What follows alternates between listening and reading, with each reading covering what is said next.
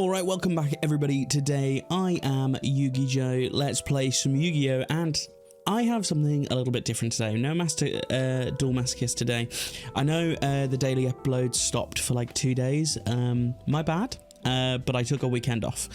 Daily uploads are actually quite hard to keep up with just because of the actual raw amount of time I have to film for. And it was my friend's birthday, so I just took the weekend off, but I'm back to it now, so daily upload should resume Monday onwards. But anyway, today, not Duel Masochist, something else.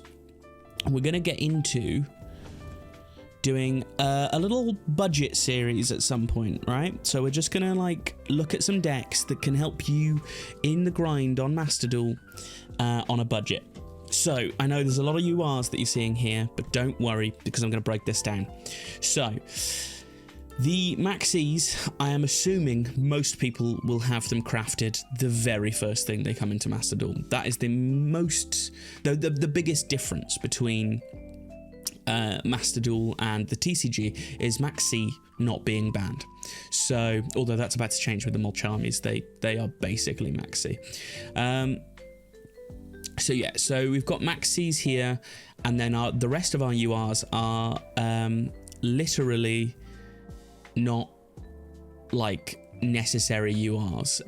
These are lightning storms, which you can sub out for any other sort of hand trap / board breaker.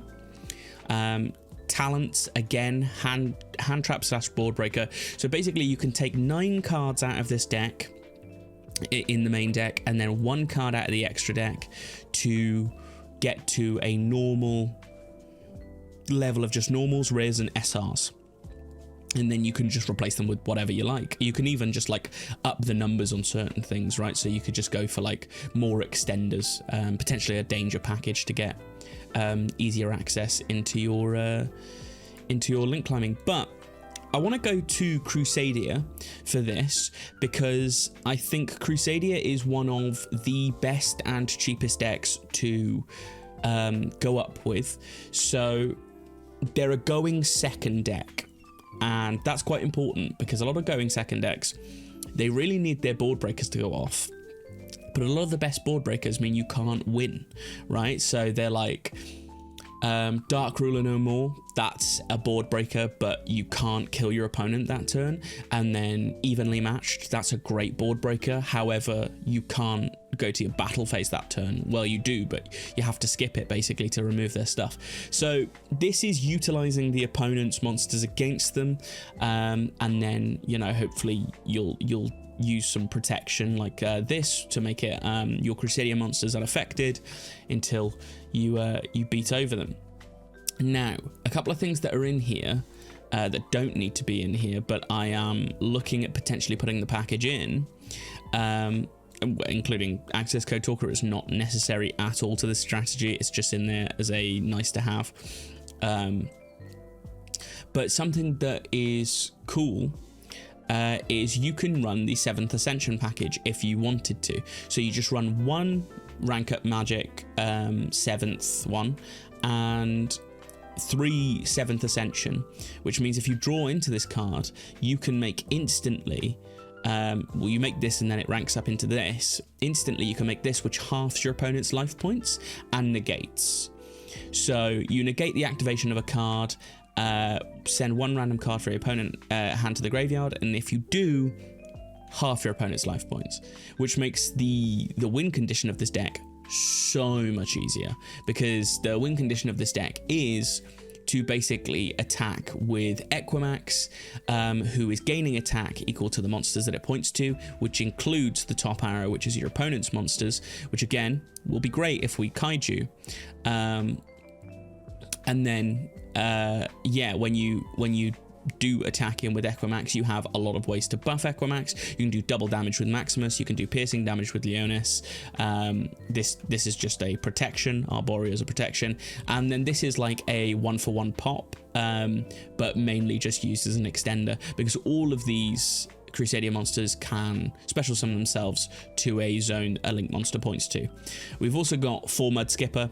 This is basically your... Oh, it's such a weird one because you can you can basically link summon with this and then add Parallel Exceed, right? And now Parallel Exceed is at 3 in the TCG, so it's significantly better there, but this still does do well. You can make a rank 4, aka Dagaris or Baguska if your plays go wrong. So these things are, you know, cool, but they also act as extenders. But the main thing is you want to clear the board, or you want to keep the board up if it's not a board that can touch you in any shape or form. Like once you get to Equimax, you'll probably, you know, use this, maybe even use this to get him to do loads. Oh yeah, and the field spell is quite good. You can attack more than once with the field spell. But yeah, you might use these, and then eventually you'll just use power to make it unaffected. And then, you know, they're not going to tribute on your turn, which is quite good. So yeah, this is the Crusadia deck. I think, you know, if you want to take a larger look into it, a lot of these cards aren't necessary. The main cards that are necessary are Magius, and I'm only running 3 now because you can run Equimax. Not Equimax, what is it? Avramax, rather. You can run Avramax, and he needs another link monster, so you'd probably use one of these and turn it into another Magius later on. But you don't really need this many Magius, but you need a Magius, you need one of the rank 2s. Regulix is the best one because it searches power or the field spell. And this one's pretty good if you want to run like a tiny Dragon Link package, but I don't. And then Equimax is absolutely necessary. And I would always say do Baguska, because there is, you know, there's going to be games in which you have to potentially dip back into the rank 4 engine and just wait it out, and then the next turn over you can OTK again. Okay, so let's get into some duels and we'll see how we do. But this is how I would recommend you climb the ladder as quick as possible with the most budget as possible. I'll go into a bunch of these. I'd really like to start a series on budget Yu-Gi-Oh! Because I feel so passionate about that. When I was younger, I couldn't really afford a lot of the main decks in TCG. Now that I'm older, I can. I still like to play the more budget rogue decks just because it feels so much better to beat someone's £1,000 deck with your £20 deck.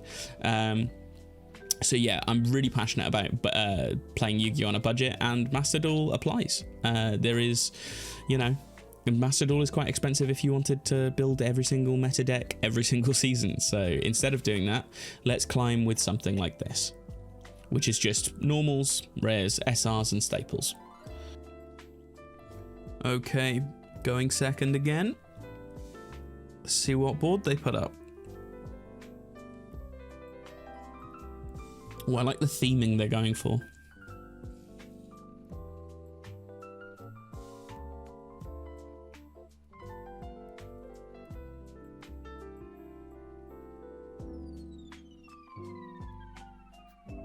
Okay, interesting.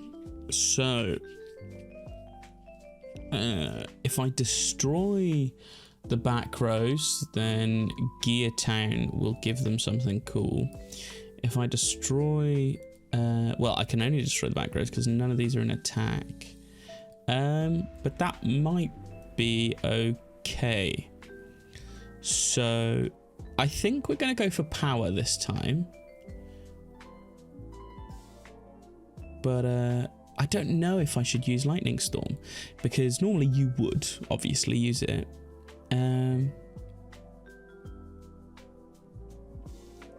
Yeah, I just think this fortress is a bit of an ick.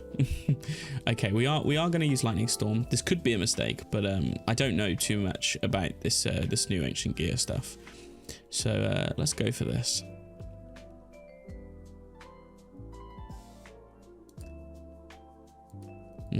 Max C. C.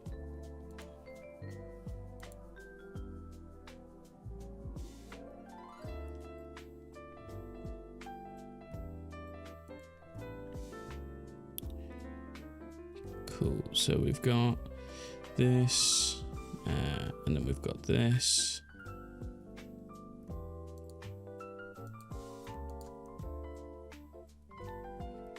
So, the one thing that has happened here that may be quite a little bit easier for us now is that I don't think any of these have a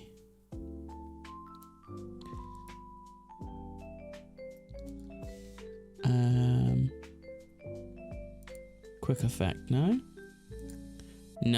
Cool. So the one thing that is a little bit easier now is that there are multiple things on the board. So now we probably would search Leonis.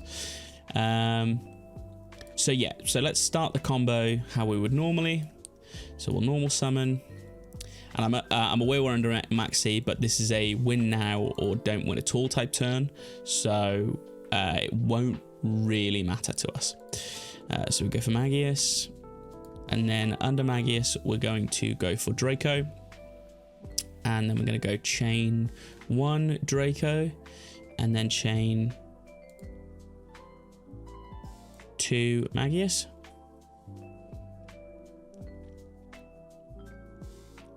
And that's just because we want to be able to always get off that Maximus effect, because we can always go in front of this. However, the Leonis is nice and separate. So we are always now definitely going into Regulux, because Regulux is going to get us the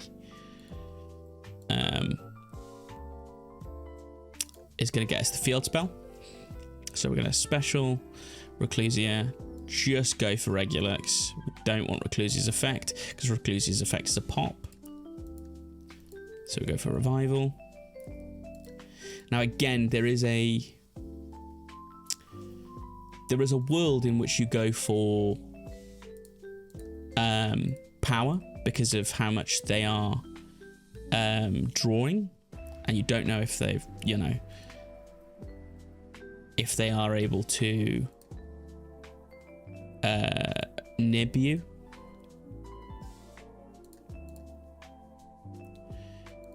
But again, this is something that you would have to look into based on your preference. I like to just sort of confirm that I'm going to get the kill. So I'm going to go for battle phase now, and I'm going to attack into the lowest defense. And there we go. Didn't even need the multiples, but yeah, just wipes the board. So like I said before, if there's something that doesn't contain an interaction, you keep it on the board because it means more for you. Them having more monsters is a bigger advantage to you, as long as those monsters aren't negating or destroying. So yeah, so that's sort of how that works. Obviously, I'm showcasing you an OTK, but I'm going to give you... we're going to go back to the deck, and then I'm going to give you some ways to build this deck out. If you really, really enjoy Crusadia, and you don't just want to climb with it, but you want to get really, really good with it, I'm going to give you some tips on how to improve the deck. Okay, and here we are. So previously, I said about the 7th Ascension package, so that's just... 2 more of these than I have. So yeah, so 3 of these and 1 of these will get you into the Masquerade and Umbral Horror Masquerade package, which means it's a body straight away. Which means if you summon any Crusadia monster, and then you want to get the special, you want to get the search from Magius, but you don't want to special something to it, say because you only have like a Draco and you feel like it would be wasted because you're not getting anything back from the grave. Completely understand that. What you could do instead of going for the negate is you could just go 7th Ascension, special summon it, and you would get Umbral Horror Masquerade specialed beneath Magius and get the search anyway, because Magius luckily is when a effect monster is summoned to the zone, so it doesn't have to be a Crusadia monster summoned to the zone in order to get the search. So yeah, 7th Ascension is a good thing, but one of the major things is the adventure package. So Griffin, Water Enchantress, Rite of Aramsphere, and Draco back. If you put like 1 of these in, 3 of these in, 2 of these in, and then 1 of these in, this, oh yeah, and one of those, this gives you so much before you have to do things. And I know what you might be thinking, like, how do you fit that in? Like, this seems like a pretty bulked out build, but these are such like extension that you don't need them, so they would go straight away. You could cut down on your ratios of the quote unquote bad Crusadias, so you could put Reclusia down to 1, you could put Arborea down to 1 if you wanted to, you could even put Leonis down to 2. So 1, 1, 2. And then you would have way more access to the Rite of Aramisir package and things like that. And again, that's probably why I've put the link spiders in here, because you can turn the token into an effect monster doing that for this, because again, you don't have to use these things like the negates.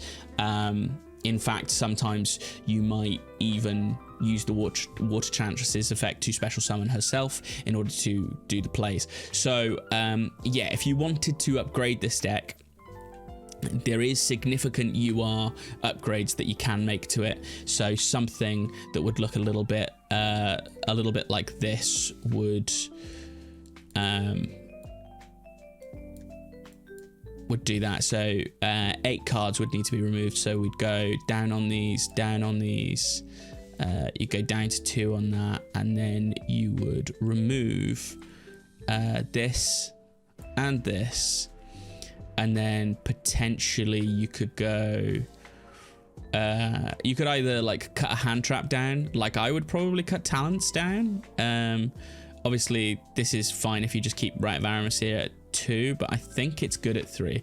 So yeah, potentially just cut a talents down, because this is, you know, negation sort of fodder thing. And then you have the whole adventure package in, and that's probably better, right?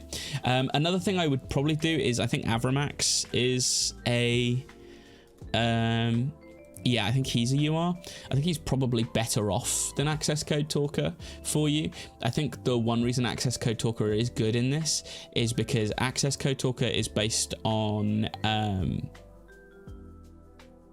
you can banish the link monsters from the graveyard to destroy the cards, and you go through a lot of link monsters to get to Access Code Talker, because you'd still link through the Magius line. So you go Magius into Regulux or Spatha into Equimax into Access Code Talker.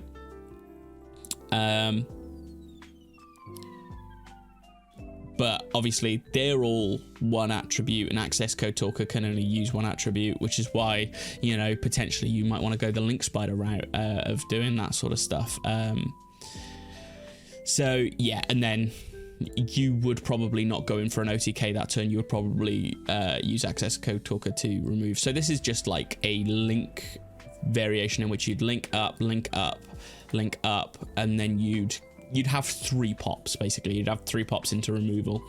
And then potentially you could, you know, you could still do combo with that. Like, there is a world in which you have multiple Crusadias in hand. You go for the Rite of Aramisir thing. You go into Link Spider. You do the Link Spider into, you know, into a Regulus, and then the Regulus into potentially, based on you have a Griffin Rider and maybe one other extender, you could go straight into Access Code Talker, just do that, and then from there, Access Code Talker right below it, before you pop the Access Code Talker, you'd special like a Crusadia monster, and then do the Crusadia Link Climb the moment after you've done the Access Code Talker removal.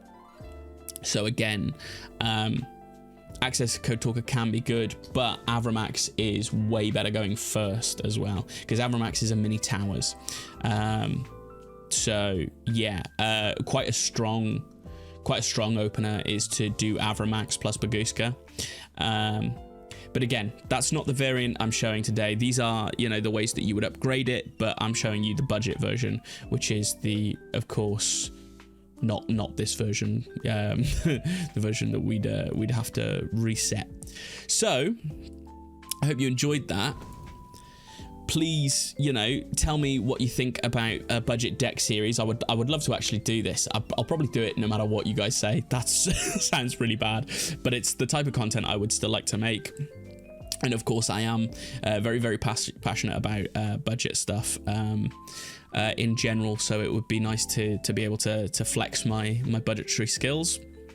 There has been a lot of times in Yu-Gi-Oh! Where I've, you know, potentially not sold my collection, but left my collection in another place. Like I've been between two major large cities in the UK before, and you know, I'd have like my small Yu-Gi-Oh! Collection, very, very budget in the hometown, and then in the town I'm working in, I'd have a bigger one. So I've had to scrape by and try and get, you know, win some OTS packs and and do my TCG competitiveness on a budget. But yeah, like, comment, subscribe, interact with the channel in any way possible you can. Please comment down below if you enjoyed this. I will be making some more budget stuff. Yeah, so rank up with Crusadia, and I will see you tomorrow. I've been Yu-Gi-Oh! Peace.